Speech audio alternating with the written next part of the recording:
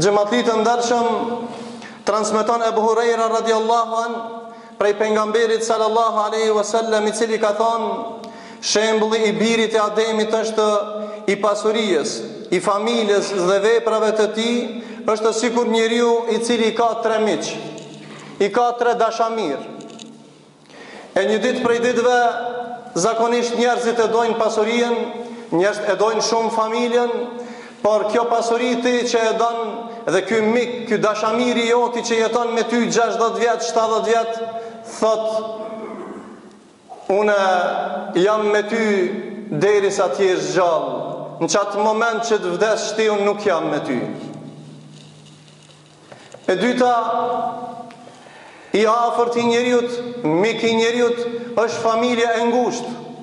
Edhe ai po thot: unë të du shumë ty deri në momentin ti që të përcjellin deri te vorrët.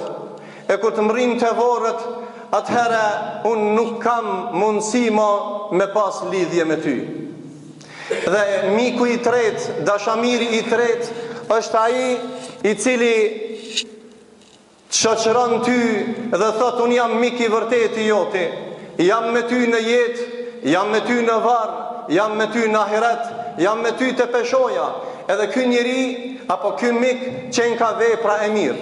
Jemi në Ramazan, në muajin e veprave që besimtarët bëjnë shumë vepra të mira. Allahun e lutim të na pranon veprat tona. Një ditë kemi me dalë prej kësaj dynjaje. Një ditë ka me pas fund kjo dynja. Kemi munda nga gjithë të mirat e kësaj dynjaje. E mira e gjithë të mirave që Allahu po na nderon është veprat e mira, është imani në Allah. Vepra e mirë është Kur'ani, vepra e mirë është namazi, vepra e mirë është sadakaja, vepra e mirë është agjerimi. Këto do të vinë me ty në varr, këto do të vinë me ty para madhnisë Allahut dhe do të dëshmojnë se ti e ke dashur Allahun dhe pejgamberin. E pyetën Ibn Qayyimin rahimahullah, tha: cili është vepra më e mirë? Cili është shoku, miku më i mirë? Tha: miku më i mirë, dosti më i mirë është vepra më e mirë. Për me përfundu këtë mesazh që miku më i mirë qenë ka vepra, erdhi Xhibrili alayhis salam prej 7 qiellave dhe i tha pejgamberit sallallahu alaihi wasallam: ja Muhammed, ish ma shit. Tha: o Muhammed, jeto sa të duash, jeto sa të duash, një ditë ki me vdek, duje kam të duash, një ditë do të ndahesh prej ti, vepro çka të duash, por do të shpërblehesh, dhe dije se nderi besimtarit është namazi i natës, kurse e krenarisë e ti, e pavarësia e ti prej njerëzve.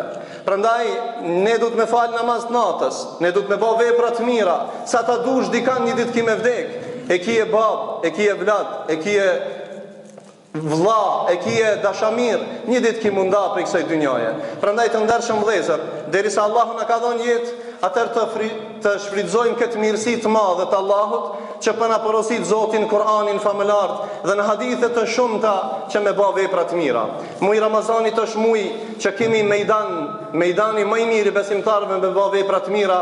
Të lutim Allahun e Madh që Allahu t'i pranon lutjet tona, të bëjmë vepra sa më shumë, namaz të natës, edhe namaz të ditës, edhe të lexojmë Kur'an dhe të bëjmë istighfar, edhe të bëjmë tobe, se këto janë kapitali jot i ahiretit. Kjo është kapitali natës vorit. E lutim Zotin e Madh që Allahu neve të na jep vullnet dhe shëndet, që këtë muaj të Ramazanit të kalojmë me vepra të mira duke madhruar Allahun, të kemi mik të vërtet në shpirtin dhe zemrën tonë në këtë botë, dhe të kemi mik dhe të vërtet edhe në natën e vorrit dhe në ditën e Kiametit kur do dalim para Allahut.